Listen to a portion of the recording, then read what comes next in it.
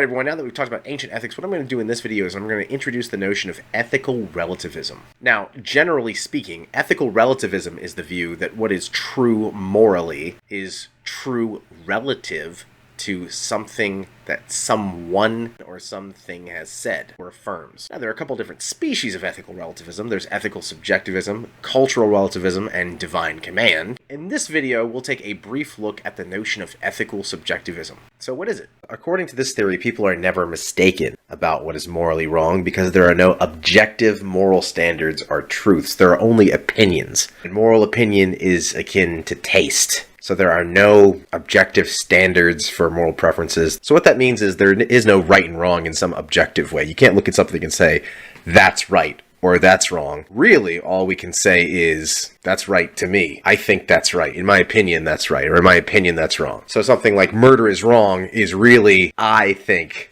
murder is wrong. I believe murder is wrong.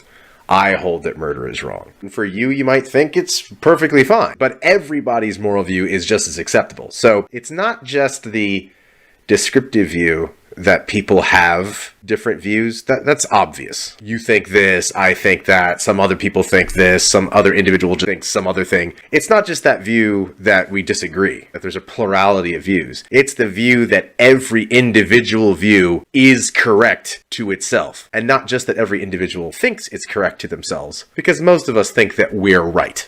It's the view that everyone is right to themselves. Every subject. And a subject is basically a philosophical term for a conscious, sentient person, regardless of species. Something that's self-aware and has other features of being an intelligent life form. I think when most people think of the word relativism, this is probably what they're kind of thinking of, although they often mischaracterize it. Now, in a certain sense, even though in this video I'm talking about relativistic theories of ethics, in one sense, every moral theory is relative to something. So even people that claim there's an objective morality, there's an obvious right and wrong, whether it be something like the Decalogue or the Ten Commandments or the sayings of Jesus or the Hadith or Sharia Islamic law or the Upanishads or the Tao Te Ching or whatever it is. In every instance, saying, well, that's where objective morality is, means that then morality is relative to that thing. But when we talk about morality being relative in this sense, it's that it's relative to, again, some person or persons in a limited capacity to another particular group. So in here, the person that determines what is right and wrong is the individual, the subject, you. It's you for you, it's me for me, it's someone else for someone else. And then the audience that obeys those moral commandments, if you will, in this case, is the same subject.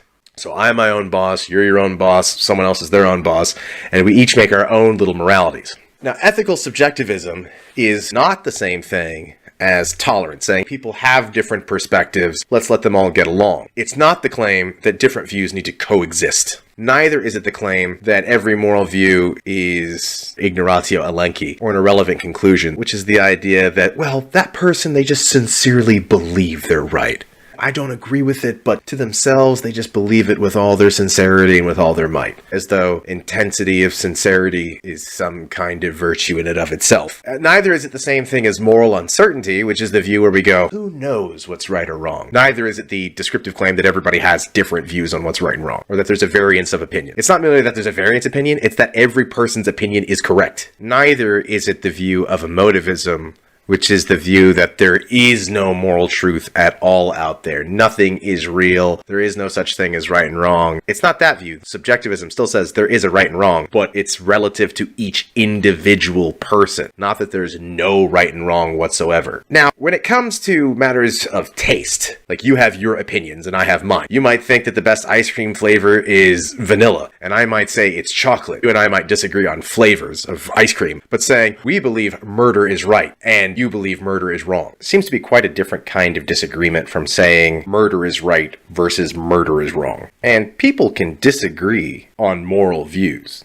That's common. It could be about matters of sexuality, gender, reproduction, healthcare, rights to life, the right to kill, deception, governmental power, and so on. But subjectivism says, yeah, we disagree, but actually everybody is correct to themselves. This is not a particularly robust theory, and I think some people are attracted to it because they think it means, yeah, I'm right, you're right. Yeah, that's kind of true. But I think it ends up conflating description with prescription. That is, it ends up conflating the fact that we do disagree to saying that because we disagree, everybody is right to themselves. You're correct, whatever you do. The problem with this view is that means if there's any disagreement, there is no right answer. Now, I'm not saying in moral disagreement there's ever an easy answer, but I think we can nevertheless say when someone gets murdered in cold blood, that's wrong, and be confident in our view that it's morally wrong, without going into details about other moral theories. Whereas the subjectivist would have to say, if you believe that it's wrong, then it is wrong.